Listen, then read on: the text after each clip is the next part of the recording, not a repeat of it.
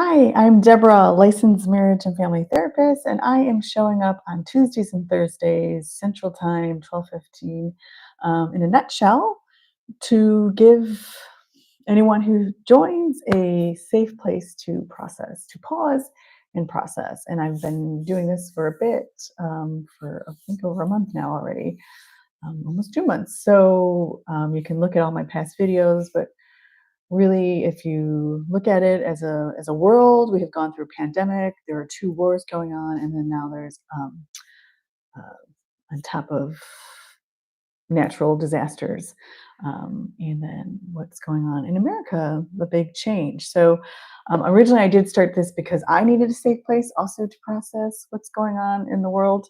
So I'm showing up, although I'm a licensed marriage and family therapist, I'm also showing up being a vulnerable human to because anything that happens to us that's too much, too fast, too soon, that's overwhelming for our nervous system, is going to create, it's going to have stress. Not all stress is bad, but when stress goes on without, that keeps going on out of our control, it's unpredictable, and then we have no safe place to process, express, and make sense of it, then that becomes trauma. And trauma basically then creates a negative feedback loop and creates a lots of dysfunction and negativity in our nervous system, in our minds, our bodies, our spirits, and our relationships.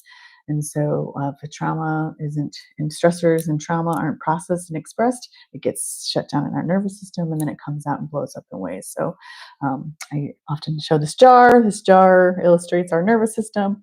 Something happens, the dirt is like all the crud that we haven't dealt with, and even just anything. It's just overwhelming, and we can't think clearly. So, I was a little annoyed when I first found this jar. It was the only jar I could find in my house. I didn't want to buy a jar.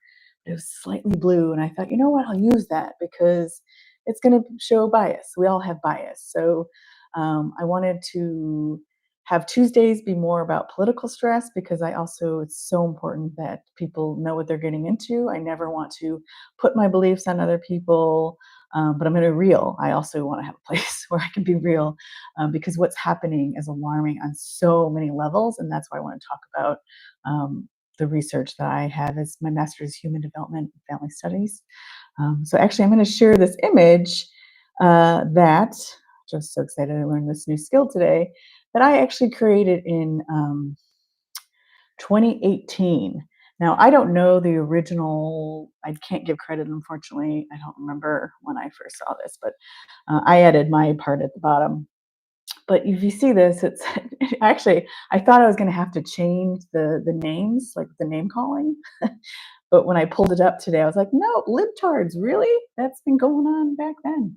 I can't even say the other ones. And again, um, I'm not a fan of name calling. This is another reason why I'm here. I actually just saw one of my other friends posted a video about there's a difference between our chronological age and then our mental age, our emotional age. And so, just to be fair, when we're name calling, we have digressed. We are not acting from a mature, adult, responsible place. So, this is the reason why I wanted to do this and talk a little bit more. I wanted to give a trauma informed lens on this. Um, and I think just because, I may believe some certain things from one side, I think then you get clumped in that, oh, you're all that. But I can step back, and this is what I teach about mindfulness. I can step back, and yes, I can lean more left. Um, so I'm owning that. I'm not ashamed of that. um, I don't think woke is a bad name to be called. So I'm good embracing that. However, mindfulness is stepping back and being able to witness what's coming out without judgment and with curiosity and with compassion. And so, just looking at this image, let's see if I can zoom in a little bit more. So then you just, here's the spectrum, here's the reality, calling names, extreme conservatives, and everything exists on a continuum. My master's is human development. There is no black and white. There is no this way and this way. Same thing with gender, folks. It is not just male, female. Everything is on a continuum. Everything in nature exists on a continuum. And so that's why this comic really came to me. And then you have the extreme liberals. We all think we're idiots, okay? So when I put my trauma informed lens on it, Um, actually, so I'll talk a lot about our nervous system. Neuroception is the scanning that happens when 24/7. In my book, I use a dog that we're on scanning for cues of threat or safety. I like to promote more of the cues of safety, but we have to address the threats because this happens in an eighth of a second, and basically everyone, well, no matter where you are, is perceiving a threat. Whenever there's some news from whatever side, we're perceiving that as a threat, and we have a need to feel safe and to have our rights acknowledged. We all have valid needs and feelings. So I'm going to talk a little bit more about unmet needs and nonviolent communication. Um, and so, if you look at this, human stress response and defense mechanisms are being triggered. So, when you're name calling, when you're reacting and doing all those things, you are now in a defense state. And we have, I can go on, there's many defense mechanisms that we do. They're categorized. I have actually, I'm going to share a link uh, to my vital needs, which I'll actually just share that in a moment, that talks more about what those are. We all have core beliefs, and unbelievable, our core beliefs get planted in us under age 7. So implicitly, our core beliefs get downloaded into us at 0 to 7. They're automatic, and they're associated with self protection and survival. And then we also have a history of unmet needs and adverse childhood experiences. I'll share the link to ACEs. It has been shown time and time again that the more negative experiences you have in childhood lead to worse health outcomes, which is another reason why I'm doing this to promote this. And why I am so upset that services for, like, if you look up Heckman Theory, I'll share a link to that. For every dollar you invest in children under 5, you get an $11 return. Unbelievable, because that cut down cost in courts and medication and health and, oh my goodness, addictions. And so it makes good sense to support programs for children 0 to 5. And so that is one of my biggest things that I'm most concerned about what's happening. I'm fine, even that they're cutting mental health, again, still not great, but I'd rather that money go into the beginning, conception, like, oh my goodness. So actually, I'm going to stop my screen here. Uh, Come back to me. All right. I will just briefly share, now that I know how to do this. So exciting. Um, let's see. Here we go. This is my website. Highly recommend. I have lots of but basically, one of my quotes is, "We are all born good and connected, which gets disrupted when vital needs go unmet. Every interaction is an opportunity to connect, nurture, heal, and grow." And so you can check out my wonderful, just got updated my website. So thankful. But I have a hierarchy of basic needs. Bottom is survival, safety. We need to feel safe. We actually need a certain amount of touch, attention, mirroring, and echoing, guidance, listening, being real, participate. I mean, there are so many vital needs. And like I said, most basic is survival. And I use a lot of work with Dr. Dan Siegel, feeling safe, seen, soothed, and secure.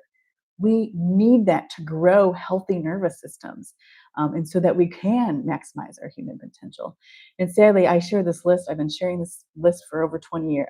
When did I write it? It's been a long time when I wrote this one. But I've been sharing this list for a long time because actually, as a society, we kind of end at narrowing. It's like we'll do all this up to age 3. And then we're like, okay, no, you're good. You got this. You should figure it out now. Get it together now. When really, oh my gosh, we need this forever. We are wired to be in relationship with people. And so we have so many needs. And so I'm going to share. I was trying to share this image. This is from Nonviolent Communication. I'm sharing a link to their website because you can actually access for free. You can enter your email address. This work. Now I'm going to share to because now his name, because I'm live now, his name has escaped me, and I certainly want to give him credit because he's an amazing human being. This is his website, and why am I not saying his name? As we mentioned, when we're stressed, I talk about this. There he is. When we're under stress, we can't access all our everything. And I just cannot believe I cannot. I want to give him credit, and I just cannot think of his name right now. I'm human. There we go. Marshall Rosenberg. Um, and you can go on YouTube and listen to so many of his talks. But I recommend his work for sure. But he also highlights how, you know, when we have unmet needs, then that's what leads to negative feelings. When our needs are met and we feel fulfilled, then we have positive feelings. And we all have basic needs. This is what he's come up with: autonomy, celebration, integrity, interdependence, play. And we do need all these things. I mean, these are things. But again, I'm always showing up the basic to feel safe, seen, soothed, and secure, survival. And so many people in our country, where I'm coming from, do not feel safe. And it's fear, and that's why it's so tricky. Those on the other side also don't feel safe. So it's very, very tricky. I did a YouTube video also on how to communicate when we disagree, because it's really important. We tend to get into debate and trying to prove who's right and who's wrong. And unfortunately, when we do that, then we lose connection. When it becomes about winning, the relationship loses. And um, we are all losing. This is um, this polarization that occurs. Division is not healthy for anybody. And so this is why I want on Tuesdays now. I'm going to do a little bit more educating, and not, I mean, just sharing from my perspective why it is so important that we listen, we pause. And because again, when someone is coming with us with a belief that feels so, and it's someone we love too, it's really hard. And so you notice that in your nervous system, like that is, you're like, oh my gosh, how could they think this? No matter what side you're on. And it's alarming. And so it's important for you, number one, I have my own video, I call it my ABCs of how to process negativity quickly. You have to start with you. And so to acknowledge, yeah, wow, it is so hard. Acknowledge in your own mind, wow, this is so hard to hear someone I love think and believe this. Breathe. B stands for breathing. And C is a coping thought that feels true and specific. Now, I'm just going to generally create what's best to come specific to your situation, but I'm just going to do a generic one that, that I've had to use. It's, because I love, this is family and I do care about them. And I do want to give them a safe space to share their fears, and I can't handle it. And you breathe that in. So that was my talking portion of this. Now I want to walk us through some, as I just said, all that. Some may resonate, some may not. That's totally fine. Because part of processing and healing is also having agency and choice and power, because that's where we feel some power. And so it's so important to listen to your mind body and do what feels right for you in this moment. And I just want to be honest, the more that we keep giving our permission to do that in the moment, that actually gives us space to grow. And what we actually thought yesterday, we might be like, oh, wait a minute. Because that openness actually leads to more openness. And we may change our thoughts, we may not, but it's so important to process because, like I said, 0 to 7, we get downloaded with so much information that we didn't have agency or choice, and we just had to accept it to get food, water, and shelter. Whereas as we become adults, transition, that we need to take a moment and pull that stuff out and be like, wait, do I really believe this? This is what I've always been taught, but is it true for me? Last week, I did the truth compass exercise. I do have that in the title. I encourage you to check that video out. And basically, in a nutshell, things that feel true to you typically are going to feel a little like lighter and open and expansive when you think them. Whereas if they don't feel true to you, you will likely feel a little more restrictive and tight. Something just doesn't feel right feeling. But check out that pause and process from last Thursday. And you can look at Truth Compass, it will be in the title. I also talked about other healing resources. And so let's take a few moments and breathe. I will stop talking. I'm actually going to do a self-compassion, loving kindness meditation.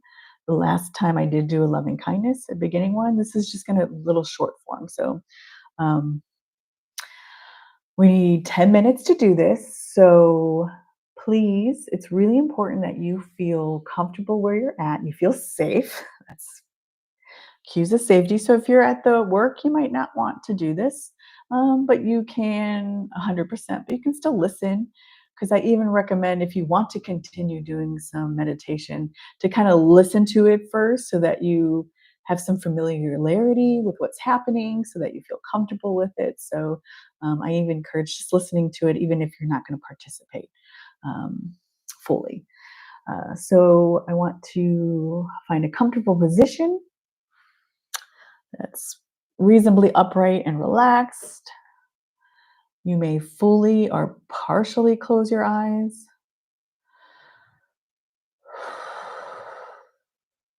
And take a few deep breaths to settle your body into this present moment.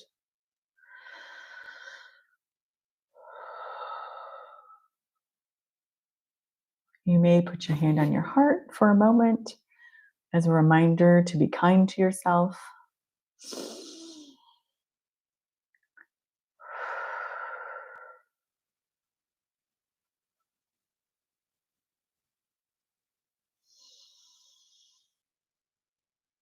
You may notice your heartbeat beating. I know it's easier to notice when your hand's on your heart, but it's um, interesting if you can feel it, notice it without your hand on your heart. And if you can, then that's a good indicator that you have some ability to interoception, to be aware of your bodily sensations, which is what we're working on here.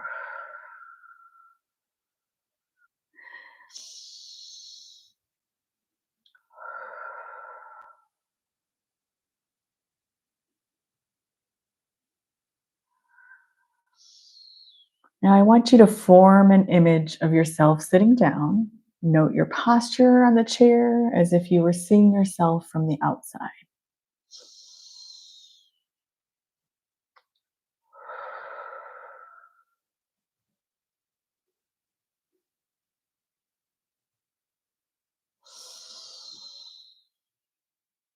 And if your mind wanders, completely normal. Actually, there was another image I wanted to share, and I'm like, oh, I didn't share that.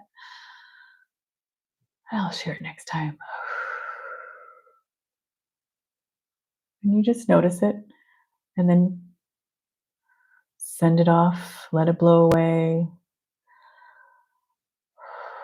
Bring your focus back to your breath. And then I want you to pay attention to the inside of your body. Can you feel the pulsation and the vibration of your body?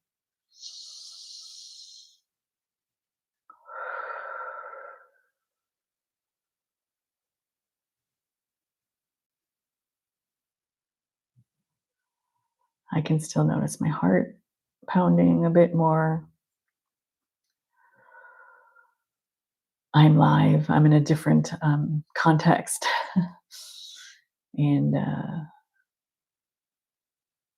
noticing that I talked fast. So I'm feeling that, oh, it's a topic that I'm very passionate about. So I can feel that energy in my body.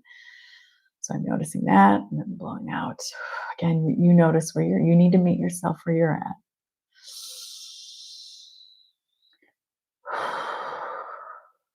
Maybe distractions in your environment. I also talked a lot about why our environments are so important.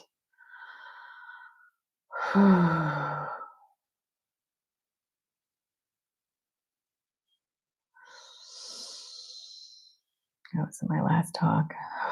So I don't know what's your environment looking right now. If it's lots of people or if there's kids, there's going to be more noise. Just notice how that lands on your nervous system. Or are you alone?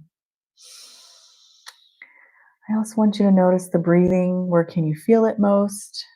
How does the breath move through your body?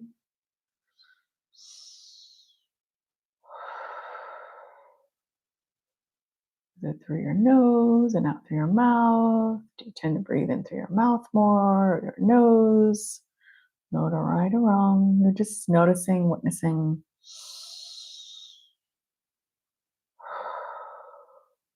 And again, if your attention wanders, just bring it back to your breath again.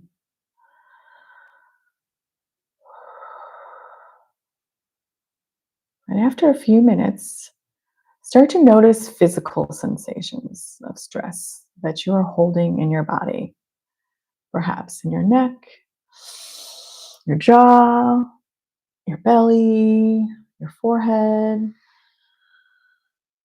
I usually feel it in my neck, but oddly, I'm feeling it more in my upper shoulders.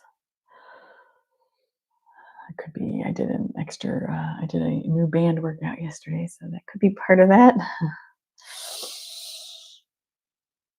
Because stress takes many forms.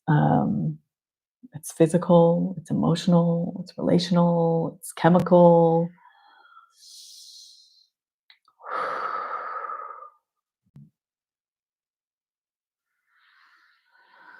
Also, notice if you're holding any difficult emotions, such as worry about the future or uneasiness about the past. Understand that everybody bears stress and worry throughout the day, which is why I want to give this gift because we all have stuff. Oh, and I want people to know you're not alone. I have stuff. I have a lot of big, difficult emotions of things and events happening in my personal life. And as a sensitive person, I really feel the weight of so many hard things, bad things happening in our world.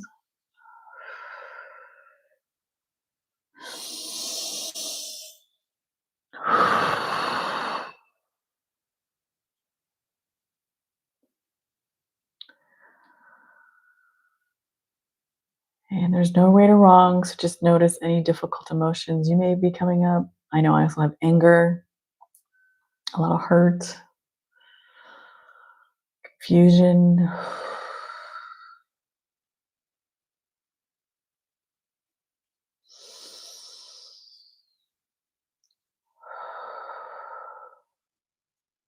Which are due to a lot of unmet needs, as I referenced earlier.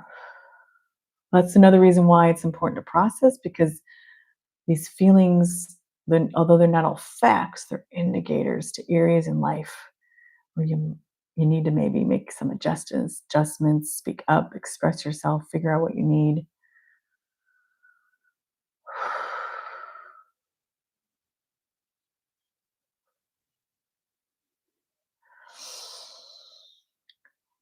Now, offer yourself some goodwill because of what you're holding in your body right now.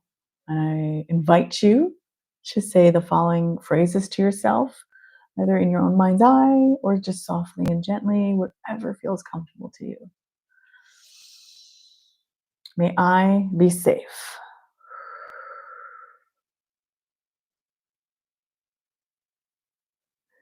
May I be peaceful.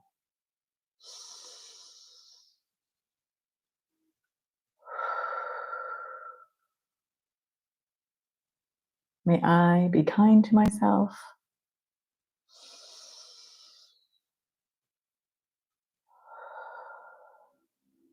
May I accept myself as I am.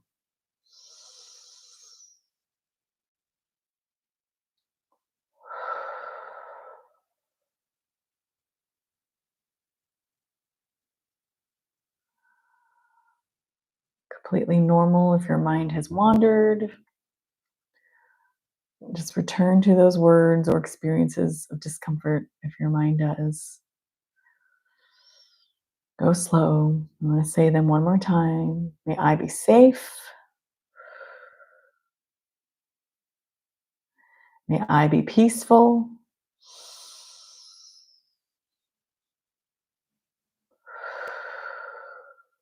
May I be kind to myself.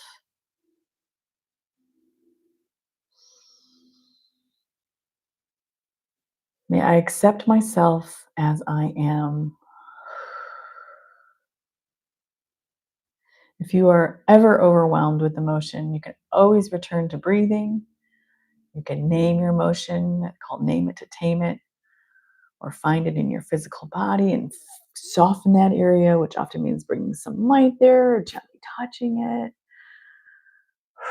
and breathing some your favorite color to that area. That's an area of how to soften it. And when comfortable, you return to the phrases, may I be safe, may I be peaceful, may I be kind to myself, may I accept myself as I am. And finally, take a few more deep breaths and just sit quietly in your own body. You could return to these phrases if you wish. I'm going to encourage you just to notice if there's been any shifts, kind of scan, a compassionate scan from head to toe. Notice any thoughts, feelings, sensations.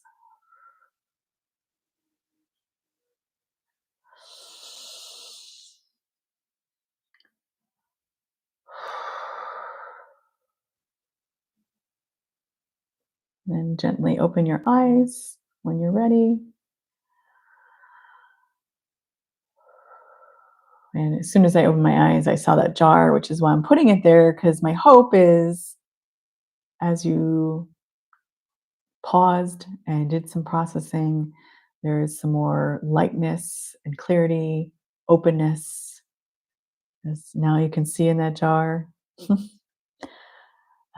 That is the benefit, and I do always highlight that that is a little bit more quick. Does on average take 20 to 30 minutes to settle, but it also depends. So many variables play. That's why there's a continuum.